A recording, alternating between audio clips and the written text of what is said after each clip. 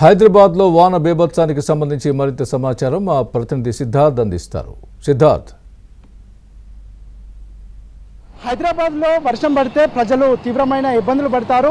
ఇక ఈ వర్షాకాలం అలాంటి ఇబ్బందులు కలగకుండా ఉండాలని ప్రభుత్వం అన్ని జాగ్రత్తలు తీసుకున్నా ప్రజలకు మాత్రం ఇబ్బందులు తప్పట్లేవు. ప్రస్తుతం కాసేపటి క్రితం కురిసినటువంటి వర్షానికి పరిస్థితి ఏ విధంగా ఉందో మనం విజువల్స్లో చూడవచ్చు.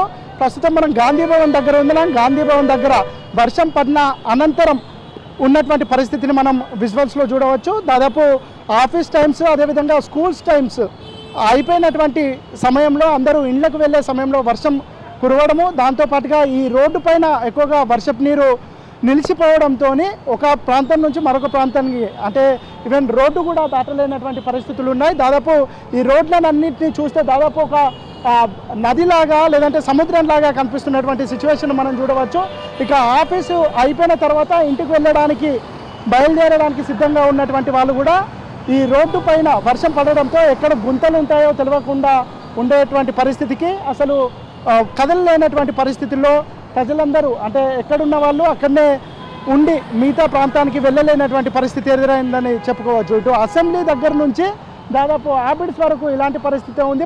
ప్రస్తుతం ఆఫీస్ అయిపోయిన తర్వాత వాళ్ళు ఇంటికి వెళ్ళడానికి కనీసం బస్ స్టాప్కి కూడా రాలేనటువంటి పరిస్థితి.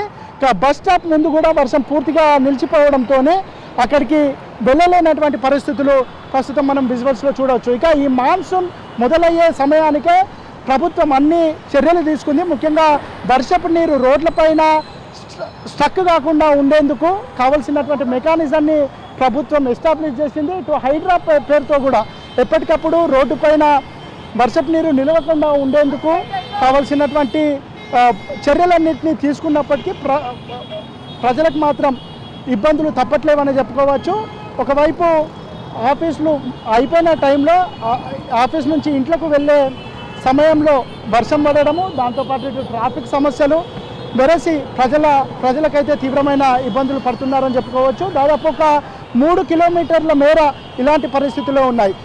ప్రభుత్వం కాంగ్రెస్ ప్రభుత్వం వచ్చిన తర్వాత రోడ్లపైన వర్షపు నీరు నిలవకుండా ఉండేందుకు కొన్ని ఇంకుడు గుంతలను తవ్వినటువంటి పరిస్థితి ఉంది. కానీ ఎన్ని తవ్వినా ప్రజలకు మాత్రం ఇబ్బందులు తప్పట్లేవు. ప్రస్తుతం గాంధీ భవన్ వద్ద ఇట్లాంటి పరిస్థితి ఉంది. గాంధీ భవన్ దగ్గర గాంధీ భవన్, దానికంటే ముందు ఇటు నాంపల్లి, దానికంటే ముందు అసెంబ్లీ నుంచి ఇలాంటి పరిస్థితి ఉంది. దాదాపు 3 కిలోమీటర్ల మేర రోడ్లన్నీ జలమయమయ్యాయి. ఒక